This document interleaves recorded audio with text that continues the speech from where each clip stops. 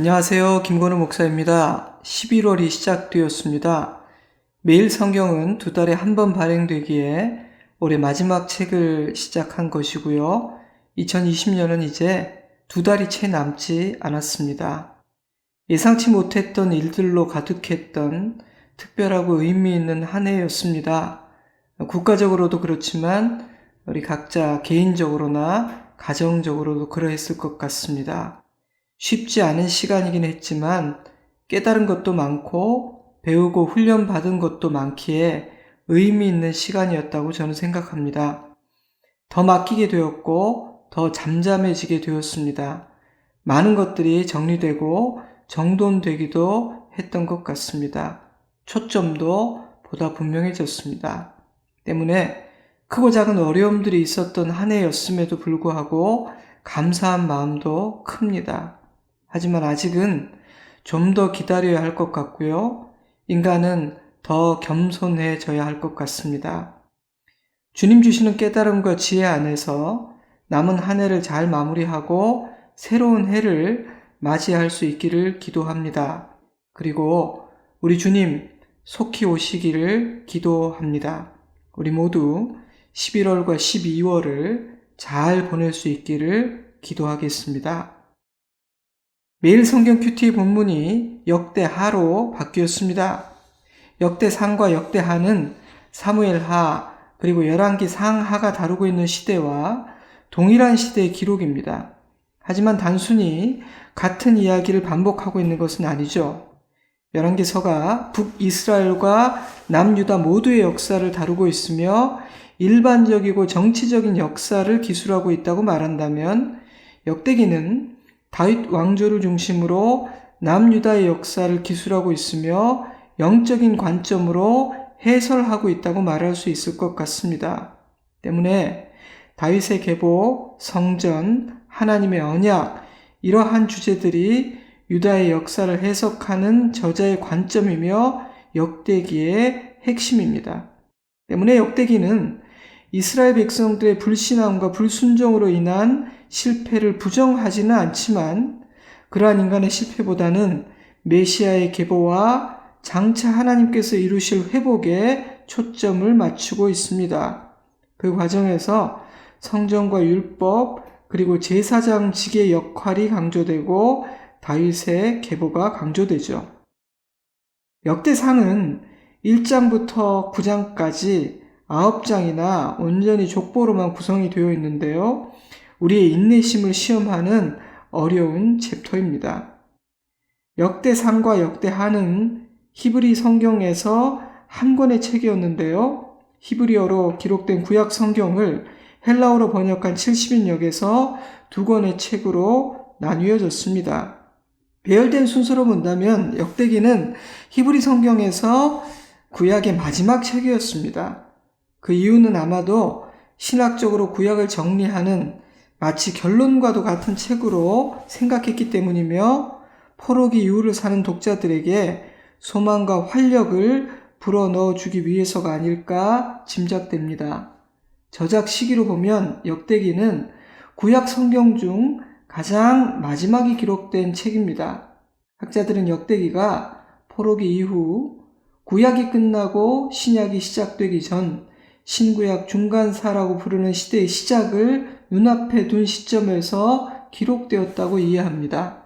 때문에 역대기에는 구약 전체의 신학과 다양한 테마들이 모두 반영되어 있습니다.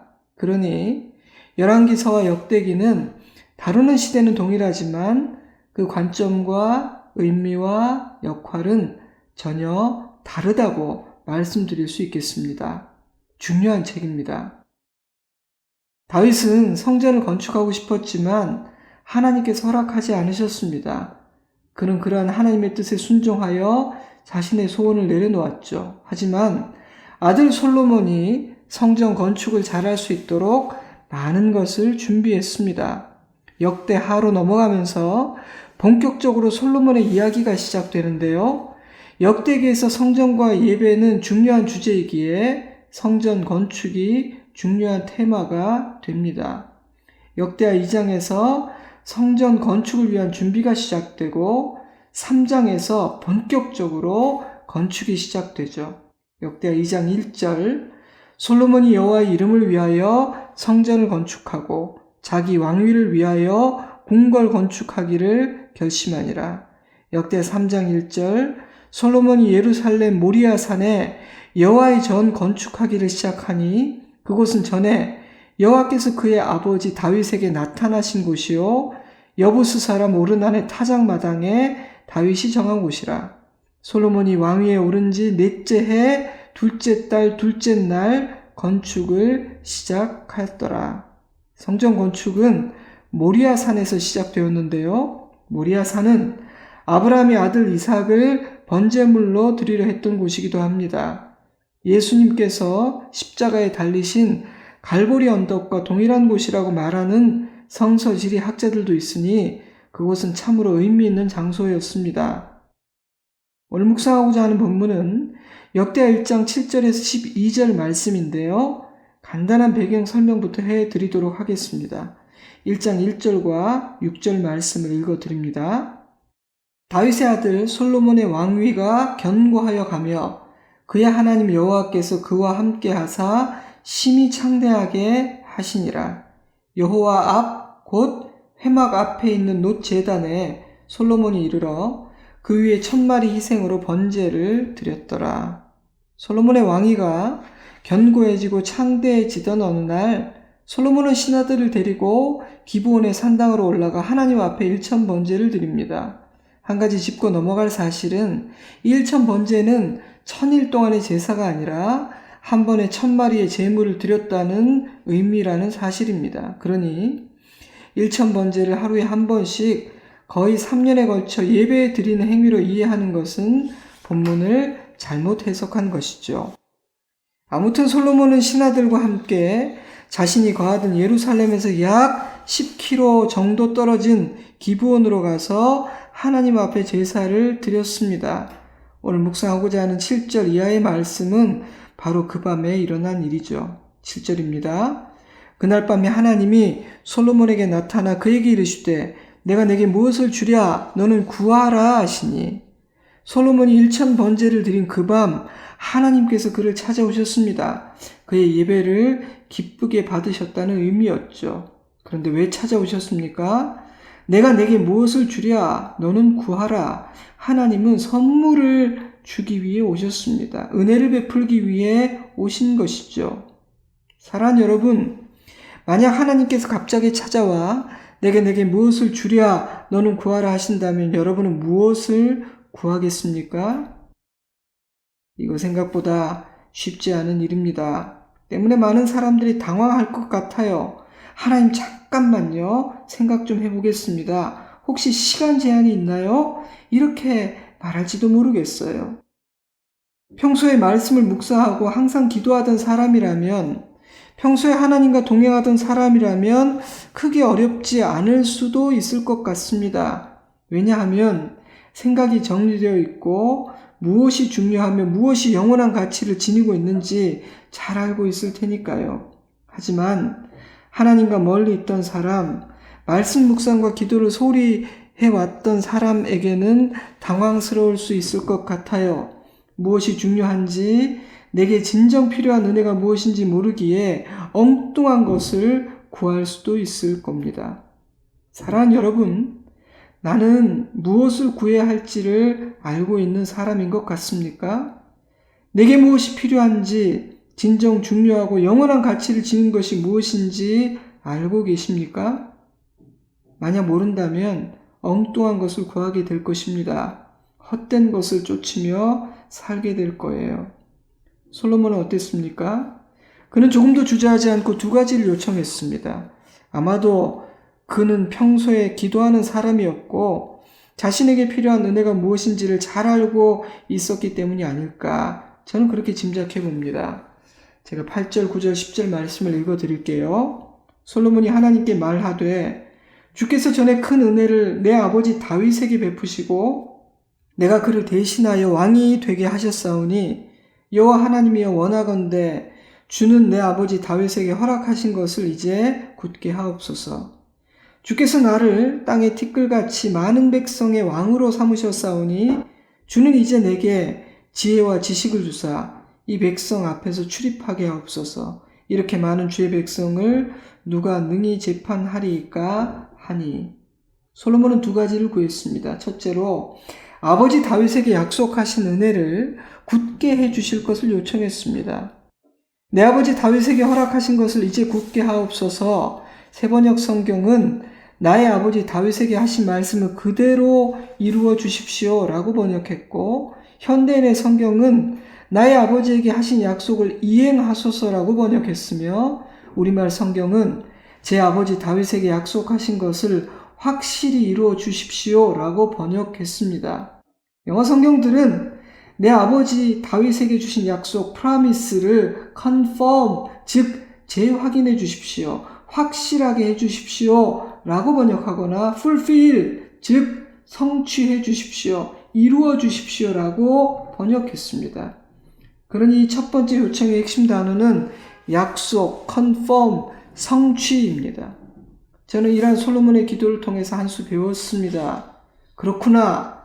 하나님께서 주신 약속을 기억하고 컨펌을 요청하는 것, 약속하신 대로 온전히 이루어 주시기를 구하는 것, 그것은 우리가 드려야 하는 중요한 기도인 것이구나 라는 생각이 들었습니다. 그래서 실행했어요. 저에게 주신 약속의 말씀들을 다시 찾아 읽으며 하나님께 기도드렸습니다. 하나님, 제게 주신 약속의 말씀들을 기억하고 다시 한번 소리내어 읽고 선포합니다. 하나님께서도 하나하나 모두 다 기억하고 계시며 저를 위해 이루어 주실 것임을 믿습니다. 제 마음에 다시 한번 이 말씀들을 컨펌해 주세요. 저의 믿음을 굳건하게 해주십시오. 그리고 속히 이루시기를, 말씀하신 대로 약속하신 대로 행하여 주시기를 강력하게 요청합니다. 이렇게 기도를 드렸습니다. 여러분도 오늘 아침 그런 기도를 드리시기 바랍니다. 왜 이런 기도가 필요한가? 적어도 두 가지 이유가 있다는 생각이 들었어요. 첫째로 우리의 믿음이 너무도 연약하기 때문입니다. 종종 말씀드리지만 하나님은 한번 말씀하시면 그대로 행하십니다. 한번 약속하신 것은 성취될 가능성이 적고 위험하지만 10번 정도 반복해서 약속하신 것은 확실하다, 그렇지 않다는 것입니다. 하나님의 약속은 주어지는 그 순간 이미 컨펌된 것입니다. 반드시 성취됩니다. 하지만 연약한 우리는 다릅니다. 때문에 때로는 하나님께, 하나님, 약속하신 거 기억하시죠? 잊지 않으셨죠? 제 믿음이 약해서 그럽니다. 그러니 제 마음에 증거를 주세요. 컨펌해 주세요. 약속하신 것을 굳게 해주세요. 그대로 이루어 주십시오 라고 기도해야 하는 것입니다. 물론 이런 기도는 매일 드릴 기도는 아니에요. 그건 불신앙일 수도 있으니까요. 아빠 나 사랑해. 지난번에 약속한 거 기억하지? 그대로 해줄 거지? 지킬 거지? 엄마 진짜로 나 사랑하는 건 맞지? 오늘도 나를 위해서 밥 해줄 거지? 나 굶기지 않을 거지? 여러분의 자녀가 매일 이렇게 묻는다고 상상해 보세요. 부모의 마음은 참 답답하고 안타까울 거예요. 왜 이리 불안해할까? 왜 부모를 믿지 못할까? 그런 생각이 들지 않겠습니까? 그러니 이 기도는 결정적인 순간에 드리는 기도입니다. 솔로몬에게 그 밤은 그러한 밤이었다고 저는 생각해요. 우리 인생에도 그런 순간이 있습니다. 믿음을 굳게 다잡아야 하는 날, 새롭게 출발하는 날, 중요한 선택을 하는 날, 나의 믿음이 흔들리는 날, 그런 순간 우리는 솔로몬처럼 기도해야 합니다. 둘째로 우리에게는 하나님께 요청할 수 있는 특권이 있기 때문입니다. 우리는 아버지께 요청할 수 있으며 우리의 기도는 변화를 일으킵니다. 하나님은 사랑하는 자녀들의 간절한 기도를 들으시고 방법과 속도를 비롯한 모든 것에 변화를 주실 수 있기 때문입니다. 구하라 그리하면 너에게 주실 것이요 찾으라 그리하면 찾아낼 것이요 문을 두드리라 그리하면 너에게 열릴 것이니, 그러므로 우리는 솔로몬처럼 약속하신 것을 굳게 하옵소서, 속히 행하시옵소서, 컨펌해 주옵소서 기도해야 하는 것입니다. 둘째로 솔로몬은요, 지혜와 지식을 구했습니다. 솔로몬이 지혜와 지식을 구한 이유는 자신을 왕으로 세우신 하나님의 뜻을 이루기 위해서였습니다. 하나님께서 세우신 왕의 자리, 그 임무는 자신의 지혜와 지식으로는 감당해낼 수 없는 사명임을 알았기 때문이었습니다. 그래서 그는 자신을 위한 어떤 것을 구하지 않고 하나님의 영광을 위한, 그리고 백성들을 위한 어떤 것을 구했습니다. 그것은 바로 지혜와 지식이었습니다. 재판을 하는데도, 성전을 건축하는데도, 나라를 위한 중요한 선택을 하는데도 자신이 실패하고 유혹과 시험에 넘어지지 않기 위해서도 지혜와 지식은 반드시 필요했기 때문입니다. 그러니 이 기도는요, 자신의 유익을 위한 기도가 아니었습니다. 그래서 하나님은 솔로몬의 그런 요청을 이렇게 평가하셨어요. 11절입니다. 하나님이 솔로몬에게 이르시되 이런 마음이 내게 있어서 부나 재물이나 영광이나 원수의 생명 멸하기를 구하지 아니하며 장수도 구하지 아니하고 오직 내가 내게 다스리게 한 내 백성을 재판하기 위하여 지혜와 지식을 구하였으니. 하나님께서 정말 기특하게 여기고 계시는구나, 깜짝 놀라셨구나, 그런 느낌 들지 않으시나요? 사랑하는 여러분, 우리도 이런 기도를 드릴 수 있기를 바랍니다. 어떤 기도입니까? 하나님께서 참 기특하게 여기시는 기도, 하나님을 놀라게 해드리는 그런 기도 말입니다. 물론 우리는 우리의 필요를 구할 수 있고 하나님의 도움과 은혜를 요청하는 기도를 드려야 합니다. 하나님께서 무엇이든 내게 구하라, 간절히 기도하라, 내가 응답할게 약속하셨을 뿐 아니라 우리에게는 매일 매순간 하늘 아버지의 도움과 은혜가 필요하기 때문입니다. 하지만 동시에 우리에게는 주님께서 내게 주신 그 사명을 잘 감당하기 위한 기도, 나의 유익이 아니라 하나님의 나라와 그의 의를 구하는 기도도 있어야만 합니다. 그러니 여러분, 자신의 기도를 점검해 보세요. 나에게 그런 기도도 있는가? 오직 나의 유익과 필요를 구하는 기도만 있는 것은 아닌가? 자, 그런데 말입니다. 솔로몬에게 지혜와 지식은 무엇을 의미하였습니까? 잠언 말씀을 살펴보면 그가 지혜를 얼마나 소중히 여겼으며 그에게 지혜와 지식이란 무엇을 의미했는지를 이해할 수가 있습니다. 잠언 1장 7절, 여호와를 경외하는 것이 지식의 근본이거늘 미련한 자는 지혜와 훈계를 멸시하느니라. 잠언 2장 1절, 내 아들아, 내가 만일 나의 말을 받으며 나의 계명을 내게 간직하며 내 귀를 지혜에 기울이며 내 마음을 명철에 두며 지식을 불러 구하며 명철을 얻으려고 소리를 높이며 은을 구하는 것 같이 그것을 구하며 감추어진 보배를 찾는 것 같이 그것을 찾으면 여호와 경외하기를 깨달으며 하나님을 알게 되리니. 그에게 지혜는 하나님을 경외하는 마음이었으며 하나님의 말씀 그 자체를 의미하기도 했습니다. 또한 그에게 지혜는 하나님 자신이기도 했어요. 그러니 솔로몬은 지금 하나님의 교훈과 지도를 바라고 있는 것입니다. 일평생 여호와를 경외하는 자 되기를 구하고 있는 것입니다. 그리고 하나님을 구하고 있는 것이기도 했어요. 즉 똑똑하고 스마트한 사람이 되게 해달라고 요청하고 있는 것이 아니라는 말입니다. 지혜와 지식을 구하는 기도는 좀 다른 차원의 기도예요. 그러니 하나님의 눈에 그런 솔로몬이 어찌 기특하고 이쁘지 않을 수 있었겠습니까? 사랑하는 여러분, 우리는 그런 기도를 드려본 적이 있습니까? 그런 기도를 드립니까? 저는 솔로몬이 그런 요청을 할 수 있었던 데에는 아버지 다윗의 영향도 있었다고 생각합니다. 다윗은 아들에게 이렇게 말했어요.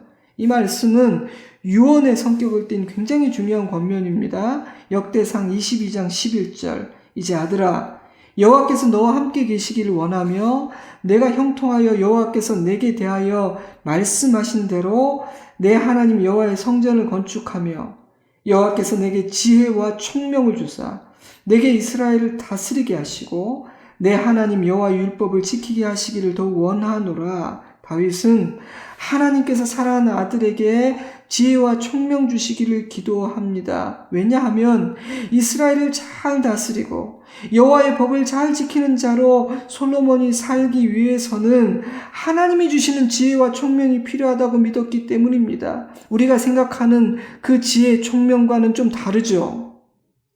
하지만 그날 한 번만은 아니었을 거예요. 그는 아버지가 자신을 위해 기도할 때마다 지혜와 총명을 구하는 것을 들었을 겁니다. 그러니 그 소중함을 알았겠죠. 그래서 하나님께서 나타나 내가 내게 무엇을 줄까 무엇이든 구하렴 말씀하셨을 때 아버지가 구했던 바로 그것을 요청한 것이 아닐까, 저는 그렇게 합리적인 추론을 해봅니다. 사랑하는 성도 여러분, 여러분은 자녀들에게 어떤 영향을 끼치고 있는 것 같습니까? 여러분은 자녀를 위해 무엇을 기도하고 있습니까? 자녀들이 부모의 입에서 나오는 어떤 기도, 어떤 말을 듣고 있다고 생각하십니까?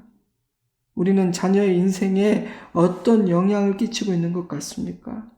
오늘 이 아침 하나님 앞에서 진지하게 생각해 보시기 바랍니다. 그리고 자녀들이 듣는 부모의 기도, 자녀들이 듣는 부모의 말을 바꾸시기 바랍니다.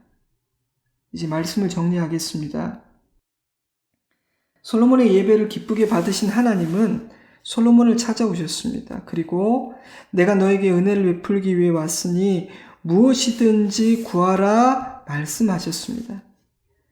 솔로몬은 무엇을 구해야 할지, 나에게 무엇이 필요한지, 무엇이 가장 중요한지를 정확히 알고 있었기에 서슴없이 하나님께 요청했습니다. 우리도 그러하기를 바랍니다. 저는 그 역시 지혜라는 생각이 들었습니다. 오직 지혜로운 자만이, 날마다 하나님과 동행하는 묵상의 사람, 기도의 사람만이 구해야 할 은혜, 나에게 필요한 은혜를 알고 구할 수 있기 때문입니다. 사랑하는 여러분, 저와 여러분 모두가 지혜로운 자이기를 바랍니다. 엉뚱한 것, 의미 없는 것을 구하느라 인생을 허비하지 않기를 바랍니다. 솔로몬은 아버지 다윗에게 약속하신 은혜를 굳게 하여 주시기를 요청했습니다. 또한 지혜와 지식 주시기를 요청했습니다. 그 의미는 이미 설명했으니까 다시 설명하지 않을게요. 우리도 솔로몬처럼 그렇게 기도할 수 있기를 바랍니다. 이렇게 멋진 기도를 드렸던 솔로몬이 훗날 시험에 들고 하나님 앞에서 죄를 범했다는 사실도 잊지 않아야겠습니다. 무엇을 의미합니까? 어제의 은혜, 어제의 멋진 기도로 일평생을 승리할 수는 없다는 사실입니다. 그러므로 우리는요, 매일 순종해야 하고 매일 주님 앞에 나아가야 합니다. 말씀 없이, 기도 없이 하루를 살아서는 안 되겠습니다. 솔로몬의 기도는 한 시즌을 마감하고 새로운 시즌을 시작할 때, 중요한 선택을 하고 무엇인가 새로운 출발을 하려 할 때 드리면 좋은 기도라는 생각이 들었습니다. 그러니 한 해를 마무리하는 이 시점에서 우리 각자와 우리 가정의 새로운 출발을 솔로몬의 기도로 준비하면 좋겠습니다. 우리에게 주신 약속들을 기억하며 하나님 앞에 기도하십시오. 지혜와 지식을 구하세요. 그리고 다윗처럼 우리도 자녀들에게 좋은 유산을 남겨줄 수 있기를 바랍니다. 이 시간 잠시 눈을 감고 오늘 주신 말씀을 묵상하며 나에게 주신 하나님의 음성을 듣는 시간 가지시기 바랍니다. 그리고 성령 하나님께서 나에게 주시는 기도의 제목들을 따라서 소리내어서 기도하는 시간을 가지시기를 바라요. 잠시 반주를 넣어드리겠습니다. 저는 주일에 뵙겠습니다. 샬롬.